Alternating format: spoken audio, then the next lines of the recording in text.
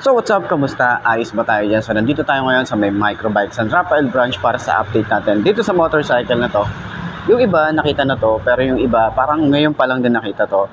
So ano nga ba yung motorcycle na to?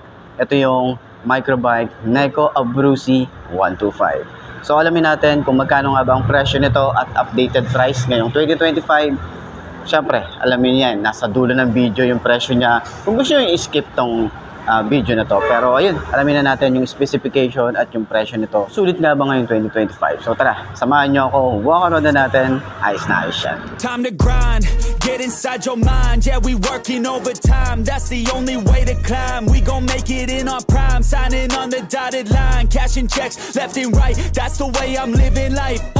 I feel alive when I got a goal in sight. Chip away, I gotta fight. Ain't nobody else in sight. Man, I think I see the light. Yeah, that shit is so bright. Follow me. So yun na nga, ngayong 2025 ay meron tayong update para dito. Dahil last year, ito na yung nilabas ni Microbike. So ngayon, meron tayong bumaba yung kanyang presyo para dito sa Neko Abruzzi 125. Ano pa hinihintay natin? Ikutan na natin.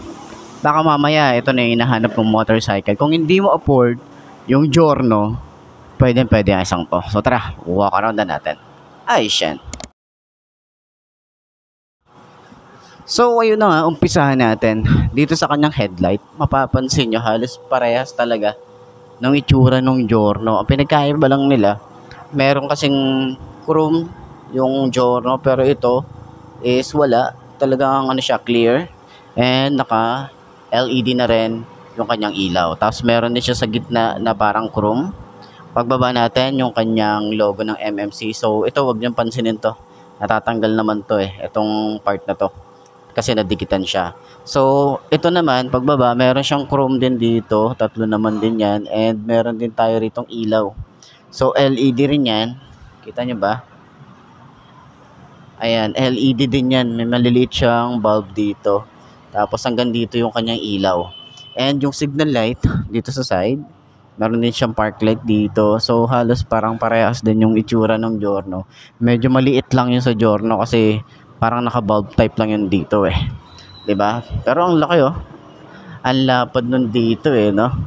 So iba rin yung itsura niya compare sa Fascio. Mas malapad ang isang to kasi si Fascio medyo makipot lang din. So pagbaba, meron tayong malaking front fender. Tapos extension niya hanggang doon. Malaki din. Ayan, hindi naman siya gumagasgas doon sa likod. Kaya ayan 'di ba? Akala mo gumagasgas pero hindi. Sakto lang 'yan. Tapos flexible yung kanyang pairings dito. 'Di ba? Ayan, maganda rin. And meron din tayong chrome style dito. Para siyang parang palong ng ng manok. Alam mo yung sa ulo ng manok. Ganun yung datingan niya. So, meron tayong telescopic fork. Maganda rin yung kanyang mugs. Meron siyang parang pinagtabasan dito. And yung size neto ay 3.5 by 10. Ayan. So, Yuan Ching, yung kanyang brand is tubeless na rin to. Ayan ganda rin yung kanyang tires And sa side is naka single disc brake. Naka dual path caliper tayo rito. And dito naman, kung mapapansin nyo rin dito, is halos parehas din ng Giorno. Meron din siya dito. Pero nandito yung kanyang battery. Tapos yung style niya rito, meron siyang padding dyan para hindi madulas. Yan, kabilaan naman yan. So, ang rito, ba't hindi siya flat, Meron siyang level pa rito. Tapos, dito naman sa side, ito naman yung tapakan para sa angkas. Yan, tapos meron din siyang design na ganyan. Open part naman yan. And then, kulay gray, etong side na to. Tapos, dito naman sa ating panel gauge, meron tayo rito digital. Ayan, hindi natin makita kung ano yung tsura dito So, kapag meron tayong nakitang activated neto, tingnan natin kung ano yung tsura niya. Pero yung side, yung ating switches dito, ayan, yung switches niya ay, ayan, switches niya ay, ito, meron siyang kill switch. Ito yung on and off ng kanyang park light, headlight, and off. Okay? So, electric starter. Hindi ko alam kung ano to. Kung para saan to. Ito, hindi ko rin to alam kung para saan. Pero ito yung electric starter. Lever niya. malapad din, tapos smooth lang din. Yung grip niya, hindi ko masyadong trip yung grip nito. Pero yung throttle niya, yan, mababaw lang din. And sa side, meron tayo ritong high and low. So, pag ganun lang din siya, no? Iba yung design nito, imbis na pag ganun siya. Pag ganyan, okay? So, signal light, busina. Okay? Tapos yung kanyang lever na rito para sa rear. Smooth lang din. Yung grip niya makapit naman siya eh. Saktuhan lang din eh. Pero hindi ko lang trip yung design. Ayan. So pagbaba natin dito meron tayong utility hook. Ganyan ang itsura. Tapos yung kanya ignition. Simple lang din. Yung susi niya maganda. Susi. Ayan. Yung susi niya. Tapos pag binuksan natin yan, meron din tayong side pocket. Ayan ang itsura. Meron tayo rito, pwede tayo maglagay dito sa side din. And meron tayong USB charging port dito sa side. Ayan. So, ready na yan. Naka USB type naman siya. Tapos may ilaw din yan kapag mag-charge tayo. So, pwede tayo mag-iwan dito ng gamit na kahit sa parking siguro kasi meron naman siyang lock. Kaya hindi naman siya mabubuksan. Tapos, mga papers. Mga pwede yan. Mga barya, pwede din. Ayan. Ganyan ang itsura niya. Okay, so maganda rin. And pagdating naman dito sa side, meron tayo ritong Abruzzi, yung kanyang emblem. Ayan.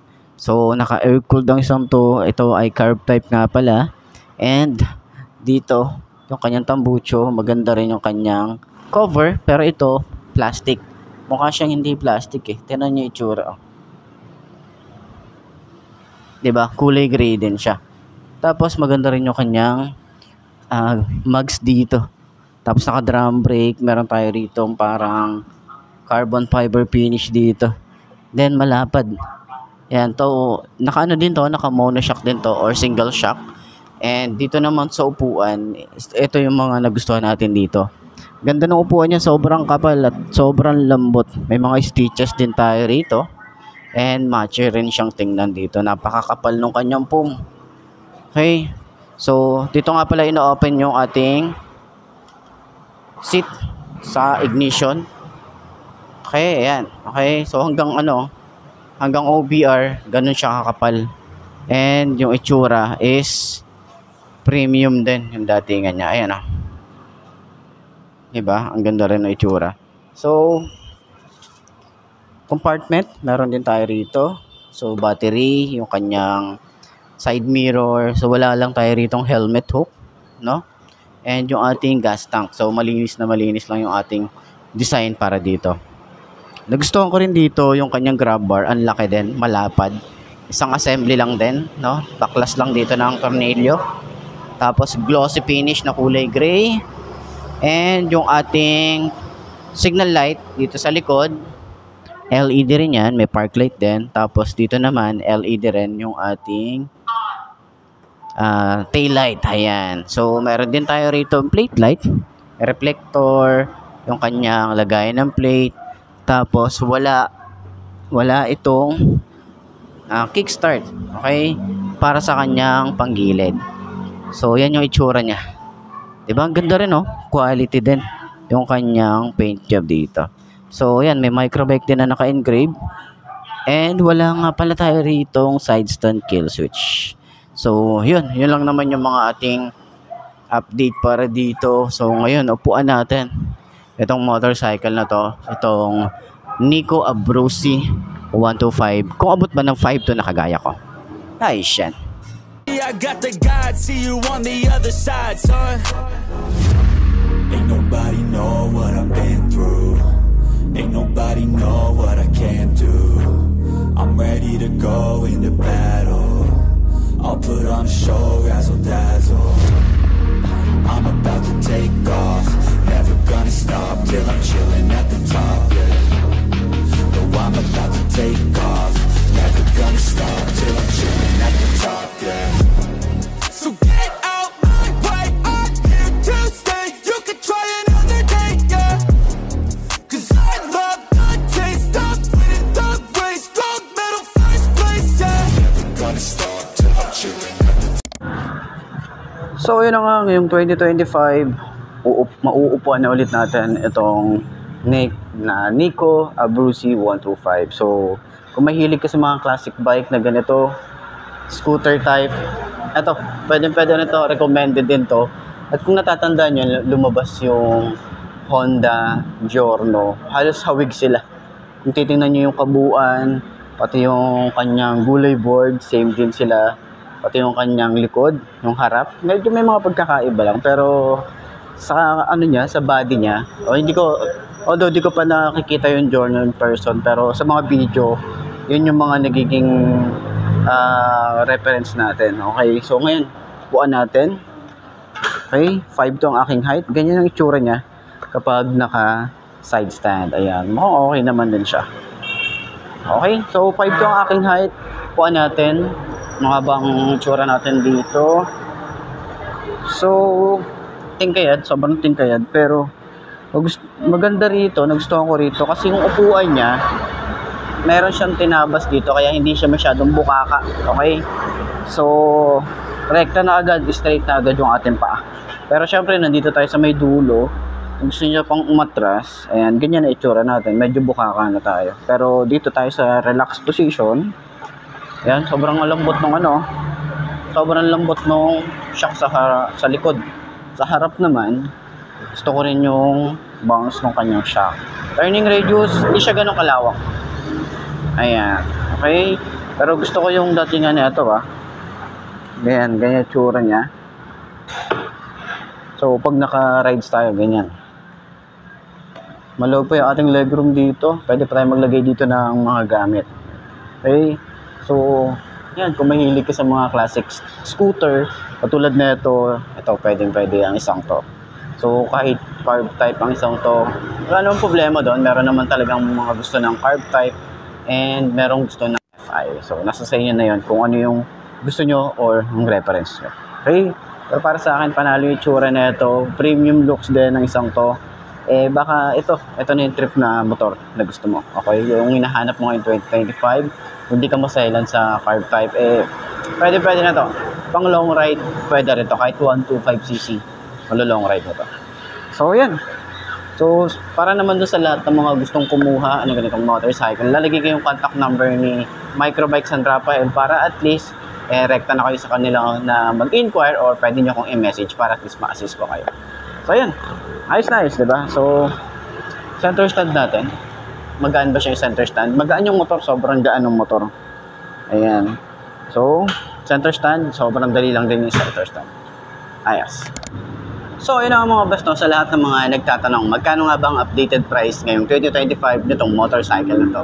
So, ito, kapag kinuha nyo ng cash, ay nagkakahalaga ng 85,000. Sa tingin nyo, sulit nga ba ang presyo niya? At syempre, ilalagay ko na lang din dyan sa screen nyo para dun sa mga gustong kumuha ng installment at yung, kung may rebate, itong motorcycle na to. So, ayan, nasa screen nyo.